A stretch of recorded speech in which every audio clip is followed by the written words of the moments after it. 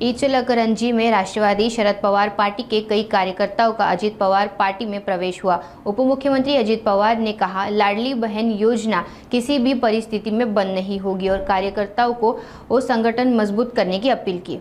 4:30 ला मीटिंग असल्यामुळे आणि त्याच्यानंतर इथं ज्या खो-खोच्या स्पर्धा झाल्या ऑल इंडिया लेवलच्या, राज्य सरकार खो-खो, कबड्डी, त्यामध्ये कुस्ती आणि व्हॉलीबॉल या संदर्भामध्ये दरवर्षी रक्कम 75 लाख रुपये द्यायचं यावेळेस मी अर्थसंकल्पात 1 कोटी रुपये केलेली आहे आणि त्याच्यातनं चांगल्या दिमागदार स्पर्धा व्हाव्यात, एक खेळाचं क्रीडामय वातावरण त्या परिसरामध्ये व्हावं, लोकांना एक चांगल्या पद्धतीनं खेळात यश अपयश असतं परंतु खिलाडूपणा दाखवायचा असतो, तो खिलाडूपणा हा तिथपर्यंत आपल्याला नेता यावा याच उद्देशाने अशा प्रकारच्या वेगवेगळ्या स्पर्धा आपण करत असतो।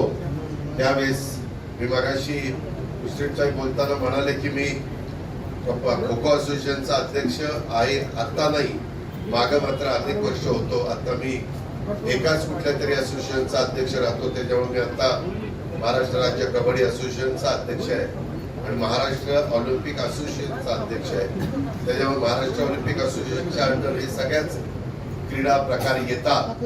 आज कोल्हापूरचं पण विभागीय क्रीडा संकुल याकरता देखील मुश्रीफ साहेबांनी आम्ही काही चर्चा करून कसा मार्ग काढायचा, ज्योतिबा आपला श्रद्धास्थान आहे तिथं पण अतिशय चांगल्या प्रकारे आपण तिथला जीर्णोद्धार करतोय, महालक्ष्मीचा जीर्णोद्धार करतोय, आपण एक चांगल्या प्रकारचं वेगवेगळे इथं कामं घेतलेली आहेत, त्याला निधी देण्याच्या बद्दल चांगली चर्चा झाली। आपण शाळा ग्रामीण भागातल्या चांगल्या करण्याचा निर्णय आमच्या जिल्हा परिषदेने पुणे कोल्हापूरच्या घेतलेला आहे, तो 5 वर्षाचा कार्यक्रम केला। असे खूप काही चांगले कार्यक्रम आपण केले। माझी तुम्हाला विनंती आहे, ह्या गोष्टी आपल्या कोल्हापूरच्या परिसरामध्ये सर्व दूरपर्यंत पोहोचवण्याचं काम करा। बाबासाहेब, तुम्ही जिल्ह्याचे अध्यक्ष, आपली ताकद चंदगड, गडिंग्लज, कागल त्यामध्ये अशा पद्धतीनं आहे, परंतु ती अधिक सगळीपर्यंत वाढावी।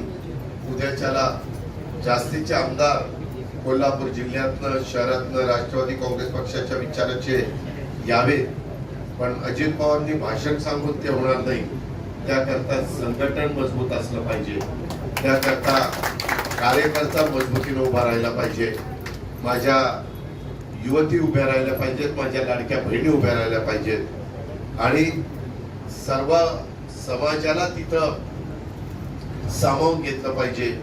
ही पण गोष्ट मी आपल्याला सांगतो। आताच माझे आमदार अशोकराव जांभळे मला सर्किट हाऊसला भेटलेले होते आणि त्याच्यानंतर इथं आल्यानंतर सुहास त्या ठिकाणी त्यांनी पक्षप्रवेश केला, आमच्या परवेशजींनी केला, आमच्या लतीफबाईंनी केला, शिवाजीरावनी केला, अशा अनेक, स्वतः आमची श्वेता हिनं केला।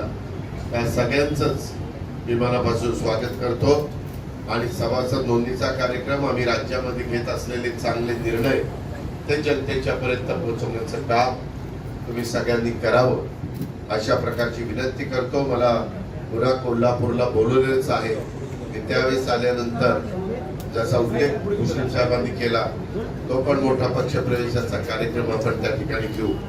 शहरामध्ये पण संघटना अधिक मजबूत करण्याचं काम आपण सगळेजण या निमित्तानं त्या ठिकाणी करू।